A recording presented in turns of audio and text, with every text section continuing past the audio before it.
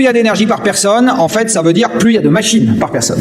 Donc la consommation d'énergie que je vous montre ici est un reflet du parc de machines par personne. Voici un tout petit micro-échantillon des esclaves du smicard français. Nos esclaves modernes mangent du sous-sol. C'est pas complètement anodin ce que je vous dis, parce que si vous voulez revenir aux renouvelables qui mangent du sol, notamment tous les dérivés de la biomasse, eh bien on se retrouve de nouveau en compétition avec les hommes. Quand vous regardez aujourd'hui sur Terre, la puissance de stockage disponible sur Terre, c'est 2% de la puissance de production.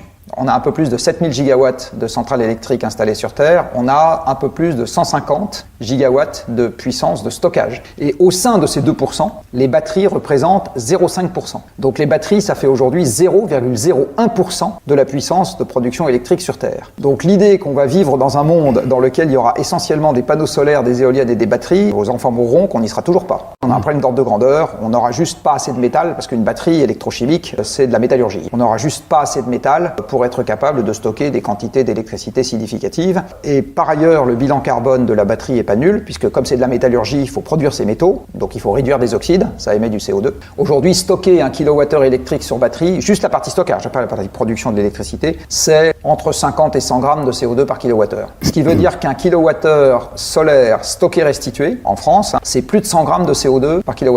Donc c'est mieux que le gaz, qui est à 400, c'est mieux que le charbon, qui est à 1000, c'est beaucoup moins bien que le nucléaire, qui est à 6, et c'est pas zéro. Quand on dit le solaire et la batterie, c'est zéro CO2, c'est pas vrai. Imaginons que la production électrique actuelle, on ait envie de la remplacer à moitié nucléaire, moitié ENR. Donc si on veut un nucléaire qui tienne des siècles, il faut absolument passer à ce qu'on appelle la 4e génération, qui est capable d'exploiter la totalité des noyaux d'uranium présents dans la nature. Mais même si on les déployait très très vite, jusque dans les rêves les plus fous, etc., ça ne représenterait encore aujourd'hui qu'une fraction de l'énergie globale qu'on consomme dans le monde. Donc on ne peut pas voir le nucléaire comme un truc qui va résoudre tous nos problèmes. Ça ne peut pas marcher comme ça. En quelques décennies, nous ne pourrons pas, un pour un, substituer charbon, gaz et pétrole par un mixte renouvelable nucléaire. Au surplus, avec la difficulté qui est qu'à un moment ou à un autre, fabriquer des dispositifs décarbonés renouvelables ou nucléaires sans énergie fossile va s'avérer de plus en plus difficile. C'est un point que beaucoup de militants écologistes n'ont pas vu. Les infrastructures liées à la production d'énergie renouvelable et du nucléaire sont beaucoup plus capitalistiques que les infrastructures liées à la production d'énergie fossile. Et ça signifie que la part de ce qu'on appelle le CAPEX, la part du coût du capital pour la production d'un mégawattheure en énergie renouvelable ou en nucléaire est beaucoup plus élevée que pour les énergies fossiles. Donc pour les énergies fossiles, en gros, elle est entre 10 et 15%, et pour les énergies renouvelables et le nucléaire, elle est supérieure à 40%.